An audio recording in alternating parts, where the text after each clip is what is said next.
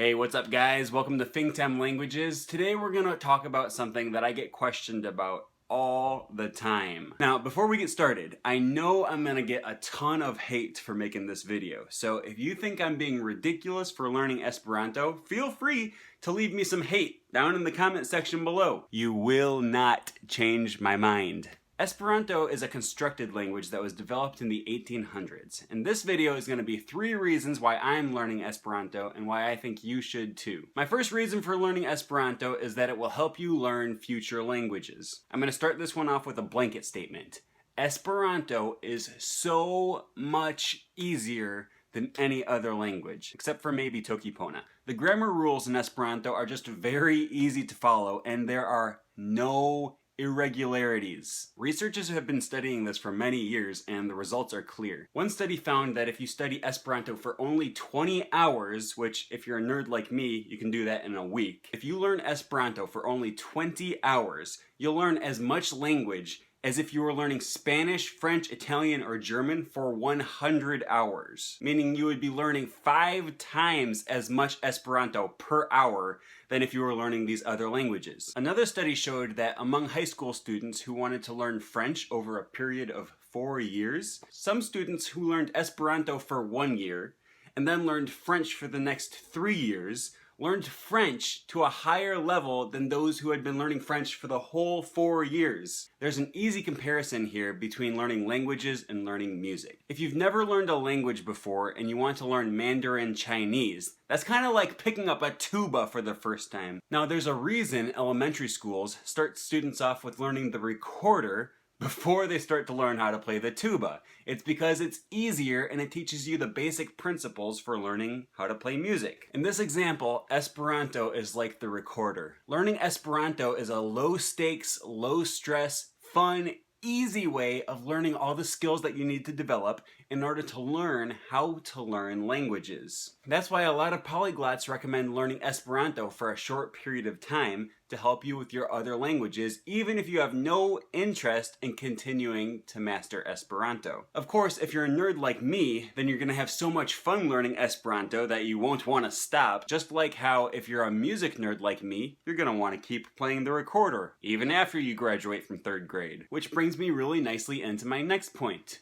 I'm learning Esperanto because it's fun, dang it! If you've never learned Esperanto, you have no idea how motivating it is to study a language for a week or less and already be able to hold basic conversations with people. I started learning Esperanto the day it came out on Duolingo. And within that week, I was already finding people online to chat with in Esperanto and hold full-fledged conversations, even if my Esperanto wasn't really great. That same week, Chuck Smith released videos on his YouTube channel of people who had been learning Esperanto for 3 days, and they were able to hold entire conversations in Esperanto, interview style, on his YouTube channel. If you're a language nerd like me, this is fun. It doesn't matter if you're never gonna take a vacation to Esperanto land. It doesn't matter if you can't get an Esperanto minor at college. You learn it because it's enjoyable. When I was in high school, I used to spend hours a day playing Halo, and nobody thought that was weird. So no, I'm not gonna apologize to you for doing something I find enjoyable in my free time. If you don't think learning Esperanto is fun,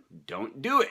But then you're going to miss out on the opportunity to see what it's like to learn a language at blazingly fast speeds. Now, as much as I find studying Esperanto to be fun, the really enjoyable thing about Esperanto is my 3rd reason for learning the language, and that is the Esperanto community. Whenever I tell people I'm learning Esperanto, one of the first objections I get from them is, "But you'll never meet somebody who speaks it." This is false. I've met a ton of people who speak Esperanto through a variety of means. The year is 2018 and we have this big, beautiful place for meeting other people called the internet. There are dozens of apps and websites out there dedicated to helping you find other people that you can message and chat with online. I'm Twitter friends with a bunch of other people that speak Esperanto on Twitter. There's also a thriving Esperanto community here on YouTube. I personally have a separate channel, separate from this one, where I speak only Esperanto, and people are on there commenting all the time. I've made a lot of Esperanto speaking friends just through them commenting on my YouTube channel. If you're not into online pen pals, then physical Esperanto meetings are a real thing. There's worldwide congresses, local meetups. Most big cities have Esperanto societies where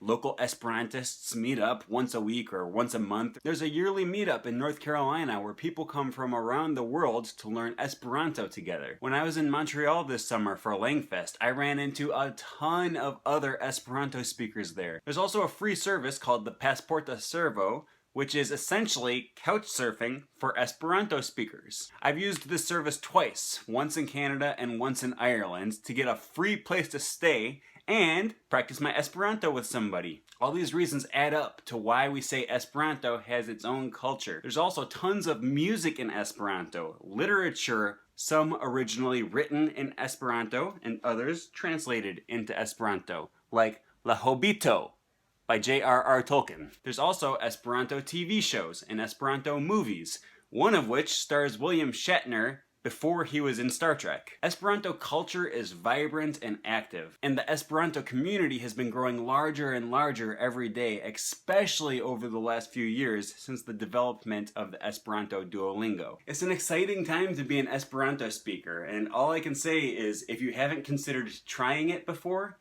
learning Esperanto can give you a lot of reward for a lot less effort than your other languages. So thanks for watching the video, and we'll see you guys next time.